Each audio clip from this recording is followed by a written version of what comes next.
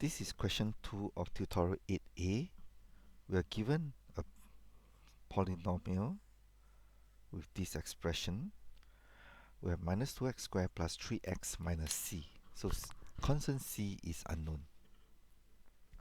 Now, what I'm going to ask you to do is imagine that you have some values of c, and now we vary x.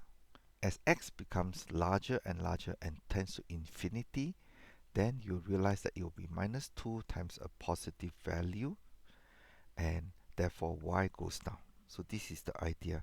When x goes to larger and larger value, y keeps on going down. Similarly, when x becomes more and more negative, which is this expression over here, x going more and more negative, then what you will see is that y is also going down. So we have this curve, such kind of parabola.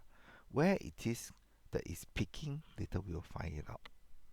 Now what about the values of c? The idea is that if you have a negative values of c, negative becomes positive, and as c becomes more and more negative become more and more positive, therefore the whole curve goes up. So the curve goes up when c tends to more negative value. Okay, that's the idea. So anyway, we can try to find out when would the what kind of c will cause the curve to touch the x-axis. Sorry, the x-axis. That means y is equals to 0. To solve for that, remember to find the roots of a second order polynomial, we have this expression: minus b plus minus square root of b squared minus 4ac over 2a. And we can substitute what we know about a and what we know about b. So we are only interested in this expression inside. We call this capital D. Square root of b squared minus 4a bracket minus c.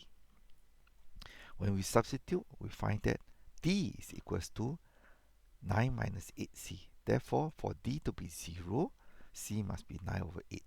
When we substitute c equals to 9 over 8 into the expression here, the roots will have only one repeated root, because square root of 0 is 0, so we have only minus b divided by 2a, and we get 0.75. So now we can draw the curve. We have this point, and we know that the curve goes downwards as x goes to positive infinity and negative infinity. We also realize that as c becomes more and more negative, the curve shifts up, and as c becomes more and more positive, the curve shifts down. When the curve shifts down, then there will be no more real solutions. There will only be complex roots for this. Okay, and you can work it out, the values by yourself. And that's it.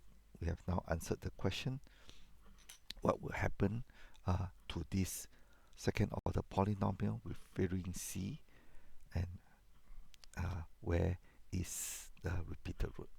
Thank you.